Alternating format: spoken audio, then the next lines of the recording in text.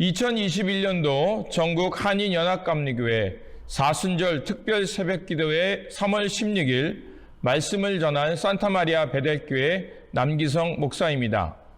오늘 우리에게 주신 말씀은 이사야서 53장 1절에서 11절입니다. 제가 봉독하도록 하겠습니다. 우리가 전할 것은 누가 믿었느냐? 여호와의 팔이 누구에게 나타났느냐? 그는 주 앞에서 자라나기를 연한 순 같고 마른 땅에서 나온 뿌리 같아서 고운 모양도 없고 풍채도 없은즉 우리가 보기에 흠모할 만한 아름다운 것이 없도다. 그는 멸시를 받아 사람들에게 버림받았으며 강고를 많이 겪으셨으며 질고를 아는 자라. 마치 사람들이 그에게 얼굴을 가리는 것 같이 멸시를 당하였고 우리도 그를 귀히 여기지 아니하였도다. 그는 실로 우리의 질고를 지고 우리의 슬픔을 당하셨거늘 우리는 생각하기를 그는 징벌을 받아 하나님께 맞으며 고난을 당한다 하였노라. 그가 찔림은 우리의 허물 때문이요 그가 상함은 우리의 죄악 때문이라. 그가 징계를 받음으로 우리는 평화를 누리고 그가 채찍에 맞음으로 우리는 나음을 받았도다. 우리는 다 양 같아서 그릇 행하여 각기 제 길로 갔거늘 여호와께서는 우리의 모든 죄악을 그에게 담당시키셨도다. 그가 곤욕을 당하여 괴로울 때에도 그의 입을 열지 아니하였으며 마치 도수장으로 끌려가는 어린 양과 털 깎는 자 앞에서 잠잠한 양같이 그의 입을 열지 아니하셨도다.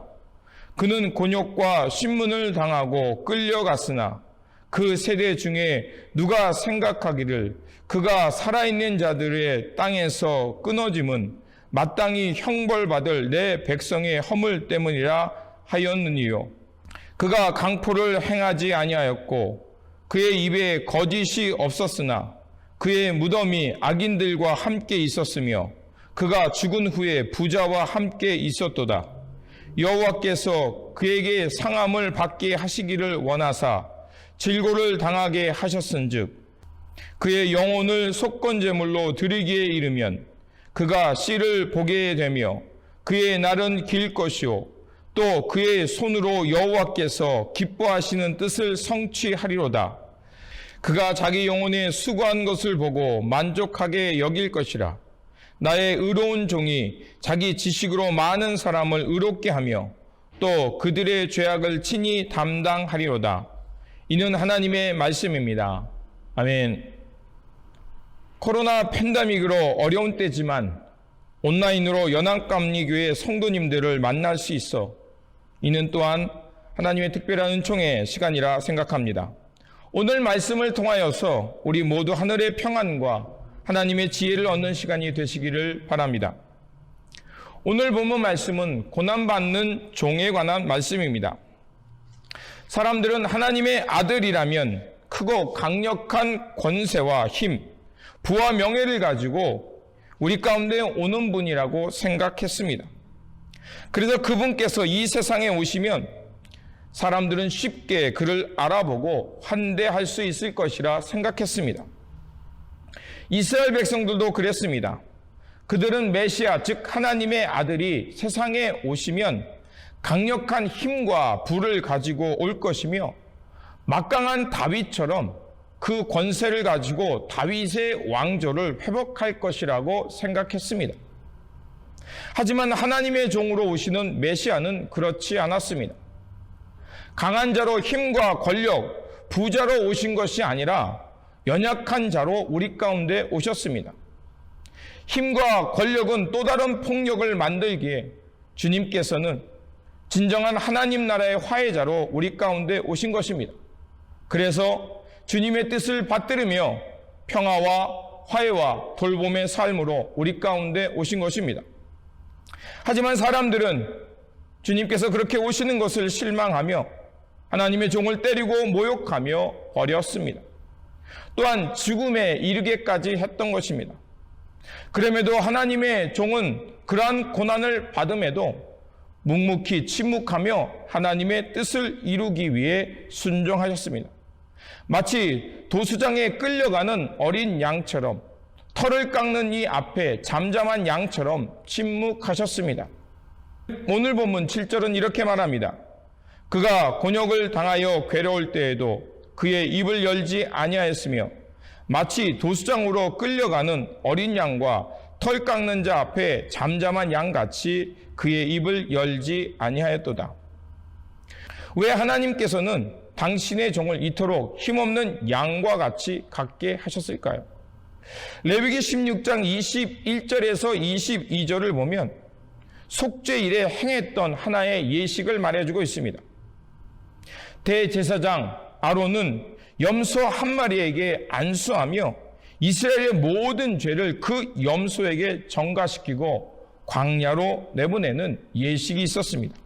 바로 아사셀의 규례입니다. 아사셀이란 떠나 보낸다는 뜻입니다. 즉 한 염소에게 이스라엘의 모든 죄를 짊어지고 광야로 내보내서 죽게 하는 것이었습니다.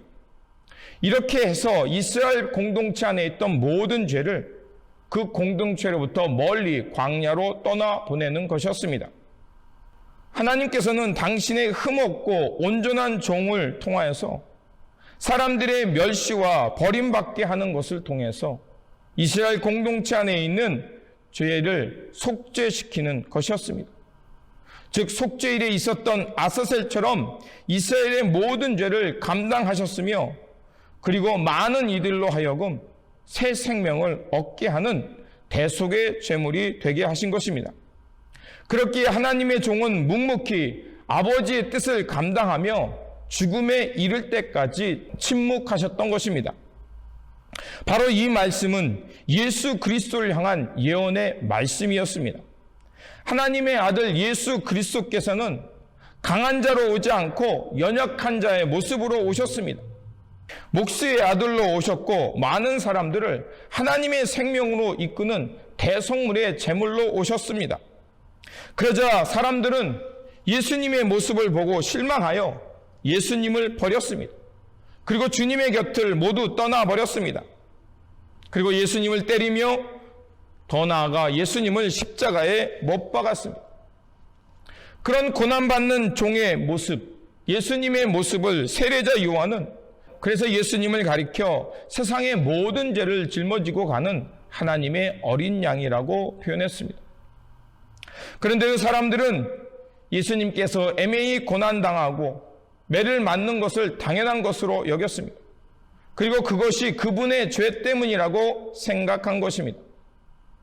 예수님께서는 고난 중에도 하나님의 뜻을 이루기 위해 묵묵히 침묵하시며 순종하셨던 것입니다.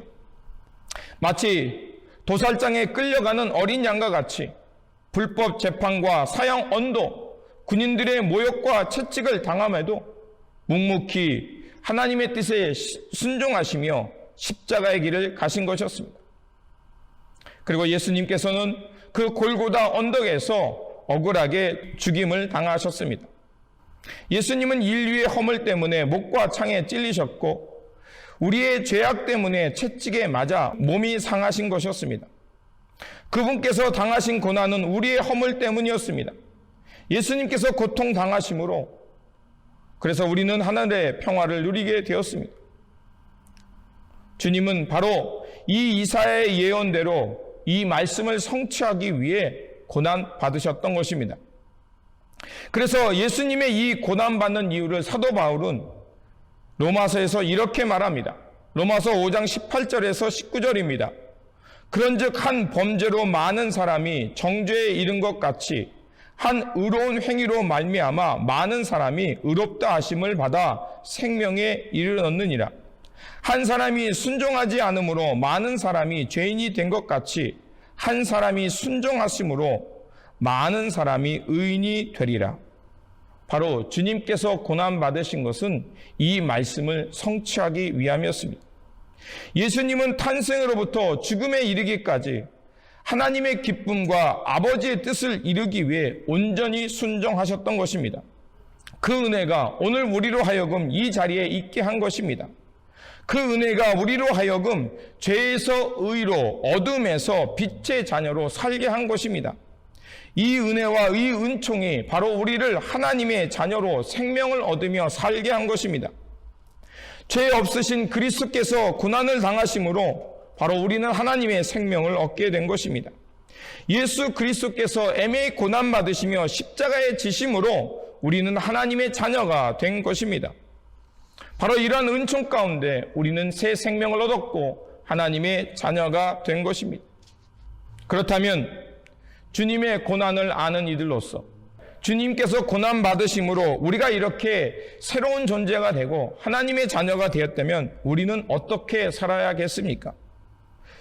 사도 바울은 빌립보서 2장 5절에서 8절에서 바로 그리스도인의 삶을 얘기하고 있습니다. 우리가 너무나도 잘 아는 말씀이죠. 바로 그리스도의 마음을 품고 그리스도의 마음 따라 살아가는 것입니다. 주님께서 하나님과 동등됨을 취하지 아니하시고 그것을 비워내고 사람들과 같이 되셨고 사람으로 모양으로 나타나셨음에 죽기까지 십자가에 복종하셨습니다. 바로 이러한 은총의 모습을 우리도 닮아가는 것입니다. 그리스도의 은총을 입은 이들은 바로 이제 그리스도의 마음을 품고 비움과 자비의 삶을 사는 것입니다. 즉 복음의 빚진 자로서 하나님의 은혜에 감사하며 화해와 용서, 자비의 삶을 살아가는 것입니다. 이 길을 걸어가는 것이 바로 그리스도인의 삶이며 영생의 삶입니다. 그리스도인들을 다른 말로 덕분에 살아가는 사람이라고 말할 수 있습니다. 예수 그리스도의 은총 덕분에 우리는 사람답게 산 것입니다. 또한 다른 이들의 수고와 노력 덕분에 우리는 우리의 삶을 살아갈 수 있는 것입니다. 그렇게 그리스도인이란 다른 이들의 수고와 노력을 당연한 것으로 여기지 아니하며 그들의 수고에 감사하며 살아가는 사람들입니다.